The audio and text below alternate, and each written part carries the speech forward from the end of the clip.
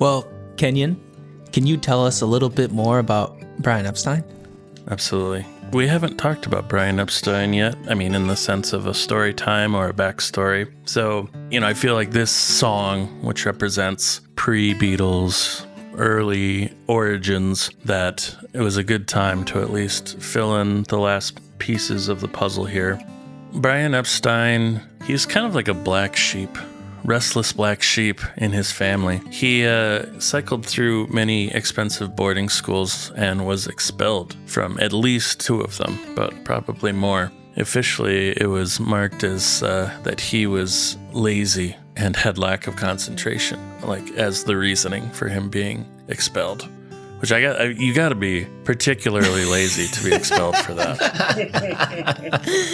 Like Vice level. The stuff of legends. He was lazier like no other. I mean, I suppose they're like expensive boarding schools, so there's, a sort of decorum that one needs to have to have the privilege to be there. Maybe that's part of it, but it's just funny that it's just like he didn't cause trouble. He wasn't like poor at performance. It was like he's just lazy, so we kicked him out. Brian gravitated towards creative pursuits rather than academics. He loved art and theater and even studied violin. So he was a violin player. Shortly before his 16th birthday, he wrote a father to his letter declaring that he wanted a letter to his father. Letter to his father? What did I say? You said a father to his letter. Wow. It's the brain drain. His brain's draining. I just assumed it was like a John Lennon, Ringo, Mel propism that we were hearing. He wrote a letter to his waba. Yeah, this is Kenyon in his own right. Can I just interject that I've never met a lazy violin player, so that whole story is falling apart. Well, he didn't keep up with it. Oh, I see. Never mind. He was too lazy. Yeah. Oh. Okay. Yeah, anyway, sorry. Shortly before his 16th birthday, he wrote a letter to his dear father. Thank you. Declaring that he wanted to become a dress designer, which, was an idea that his father did not approve of. And ultimately, after a short detour post-school, which included a brief and unhappy spell in Army, ending in an early discharge. Sorry, I just Arrested Development every time. Sorry. Yeah. Okay, got you. He was a data clerk, by the way, in the Army. He resigned himself to joining the family business. And, obviously this decision would set him on the path to his true passion. So I guess it kind of all worked out. I mean, I don't know. I guess it depends how you look at it. The Epstein family, I guess I should say, they referred to themselves as Epstein. He liked to refer to himself as Epstein, apparently. But neither here nor there. The Epstein family owned a business called NEMS, which we've talked about because that's what Brian named his business as well. But that stood for North End Music Stores, which was basically a successful furniture and music retail store in the northern part of England, in Liverpool. And in the late 50s, they put Brian in charge of the record department at their new Liverpool branch that they had. He would design these striking window displays to draw in customers and had a zeal for organization. I didn't write down the story that stuck out to me, but some of the stories inside of Cellar Full of Noise are kind of interesting because he would put the mannequins backwards in the windows. And do what I would consider almost avant-garde things in the world of merchandising. Yeah. Trying to throw people off and be like, wait, what's going on there? And then they would come in, or something about if he would flip something around or whatever and make it a little bit odd. So you'd be like, what's going on there? And it would attract your attention, and you'd come in and do whatever. So I don't know. I just find that that's an interesting quality that he possesses, even in a retail space, yet is such an essential ingredient to the Beatles story and all that. Notably, he developed this elaborate kind of pre-computer stock tracking system, basically monitoring. Go ahead. I'm just amazed that This guy's fascinating. Yeah, that's fascinating. I mean, I'm not surprised because he's he's just as much of a character as John Paul and George and Ringo to me, and George Martin. These are all such characters, but yeah, he wasn't the stuffy manager that whatever. He had a whole story unto himself. But that he had a pre-computer stock market tracking. No. the stock of records. Thank you. Moving on. But he had this really, I've never seen a description of it, but it had something to do with like how he would organize physically the records in his record store, that when they were getting purchased, a flag would like show up or something. It would fall down.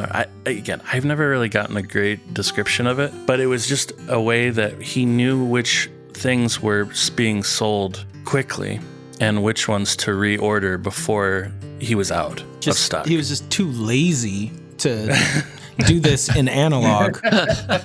Work smarter, not harder, right? Yeah. And his policy was, if a song wasn't in stock, he would personally grab it. You know, bringing that kind of, again, this doesn't follow with the laziness like narrative here, but none of it does. He was just voracious to make sure that he personally would see that his store had every single that you could ever want.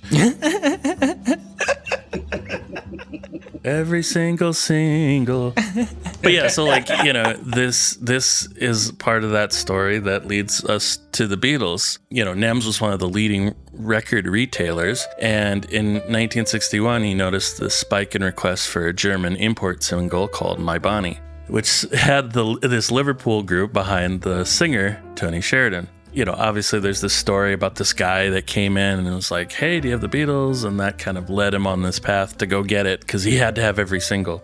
It was like this kid who's been named, I'm sure they found him and they figured out who this guy was. But there's like a whole bunch of people, obviously, that came in and asked for the Beatles, or as they were credited on that album, the Beat Brothers. And so, of course, he looked into it. He found out it was a local band, the Beatles, and he started noticing that people were coming in more and more. His system of tracking the record stock kept firing for this record. You know what I'm saying? Like, that's how it's relevant. He kept on having to reorder this one. So he was like, I should check that out. So Brian went to go see the Beatles at a lunchtime gig at the Cavern Club on November 9th, 1961. Despite having no experience as an artist manager, and by his own admission, knowing little to nothing about the pop music industry. I mean, obviously he knew retail, but nothing about managing pop music. Epstein was convinced that he had found something special. He was the one who saw something in them that no one did. So within weeks, he persuaded them to let him become their manager, and they signed with him in early 1962. There's a whole story here about their previous manager, Alan Williams, which at a certain point in the story, I guess in this point, like 1964, seems to be like intentionally cut out of the story.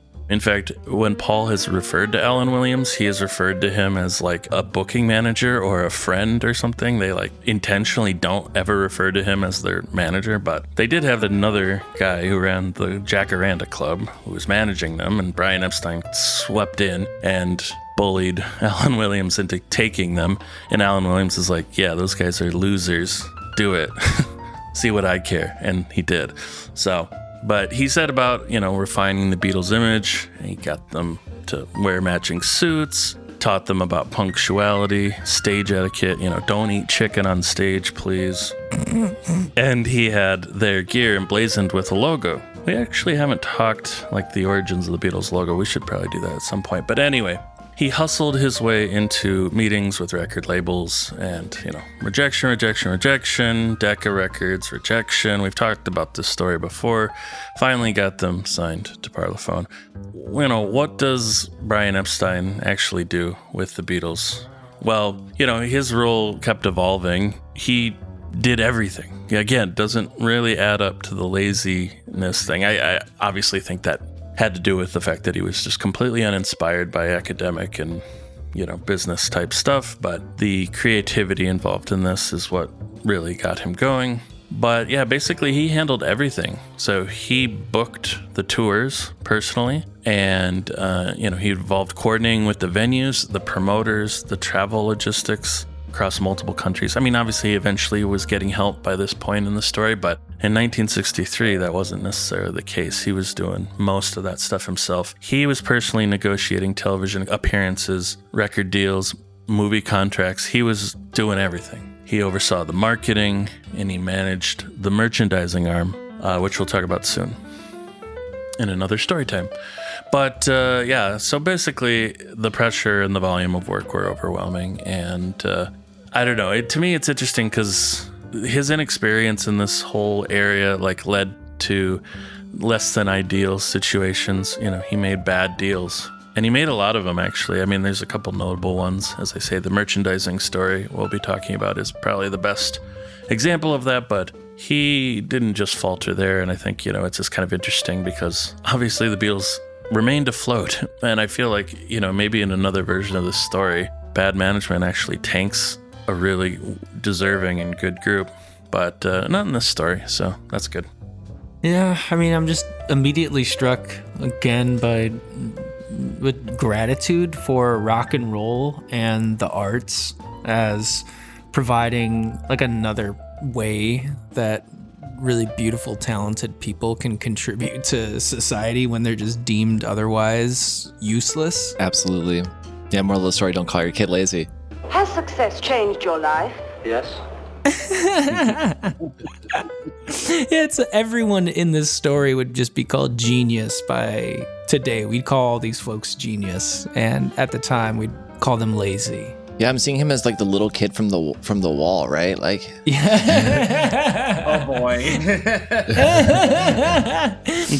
Yeah, really. No, but I mean, square pegs and round holes, right? Yes. And so just thank goodness for these other walks of life so that, you know, folks who just don't fit in can find another place to contribute. And in some ways, their contributions even outweigh some of the other contributions that are being made by valedictorians. And it's so just gratitude is really what comes to mind.